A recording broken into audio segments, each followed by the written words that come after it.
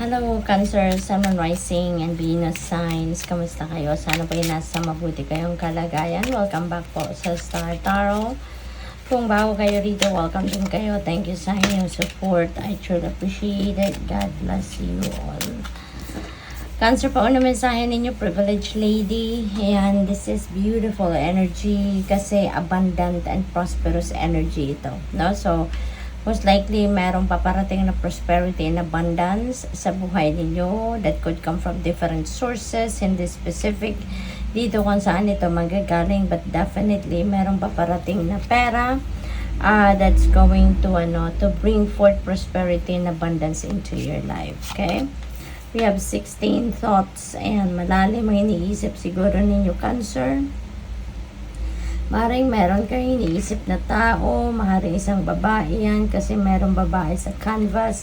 So most likely yan ang iniisip ninyo sa ngayon. No? Maaring anak ninyo yan, maaring asawa ninyo, maaring katrabaho ninyo, nililigawan ninyo, or girlfriend ninyo. It could be anyone sa buhay ninyo, Cancer, na maaring siya ang laman ng inyong isipan.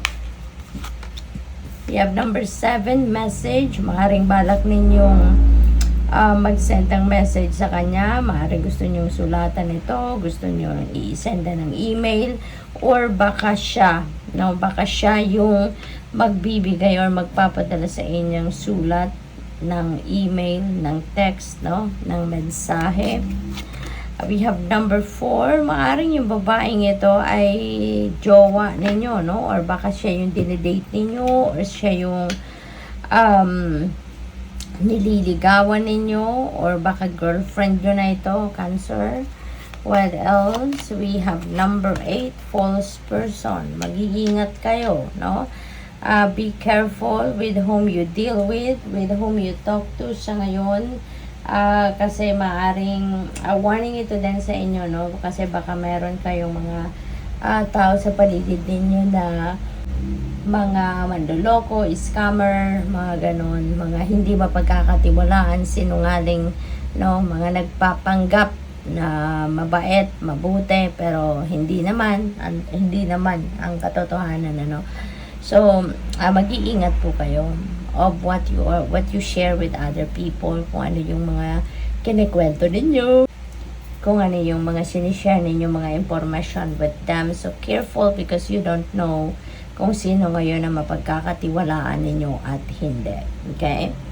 What else? We have number 24. May mga false person, may mga magnanakaw, may thief, Cancer. So mag-iingat kayo. Iba yung pag-iingat, be cautious sa inyong mga ginagawa. Baka maaring merong mga tao dito na they're all eyes on you at nagmamasid sa inyo, nagbabantay kung kailan kayo mabudol, kung kailan kayo ma-scam, kung kailan kayo ma-take advantage ng mga taong ito. Kaya be careful, okay? Be careful. What else? We have number 18, child. So, ang iba sa inyo, siguro maybe you are taking care of children, or maybe you are taking care of a child sa ngayon, or baka kayo, caregiver, baka nanny, kayo, or baka you are taking care of mga estudyante. Baka meron kayo, kunyari, baka teacher kayo sa kindergarten, yung mga ganun ba? Or siguro, caregiver nga kayo, baka nurse, diba? Kayo, maybe you are taking care of children. Possible then, na since this child is also a new beginning energy, baka meron kayong mga bagong chapter sa buhay nyo na sisimulan sa ngayon. Maybe you are going to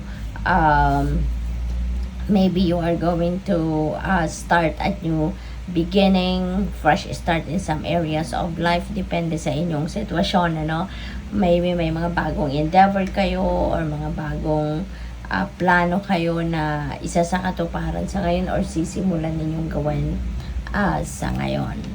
What else? Baka bagong relationship, We have courtship. Baka mauwi na to sa official na pagiging kayo, Baka yung dating na yan ay magiging official na kayo na magjowa. You have expectations, maybe you are setting expectations, no? Doon sa inyong, doon sa inyong relationship, or doon sa inyong nililigawan, or sa inyong manliligaw. So, maaaring yun ang iniisip na ng iba sa inyong Cancer. So, what else? We have 36 distant horizons. So, maaaring nasa malayong lugar itong iniisip ninyo, Cancer, na babae. Probably then, baka may travel na gagawin kayo, no? Baka may international travel na gagawin kayo, travel by air, travel over water. Maaaring may mga ganong sitwasyon dyan. We have number 22. Number 22 is an official person, no? Maaring you have dealings with an official person. Baka opisyal ito ng gobyerno. Mga siguro taong kakausapin ninyo na nasa mataas na posisyon sa kanilang trabaho.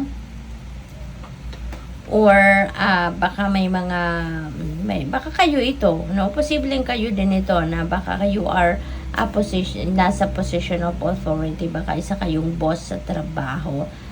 And there is synchronicity dito. Number 22 is a master number, so I suggest you please look up for the meaning of number 22 for more guidance.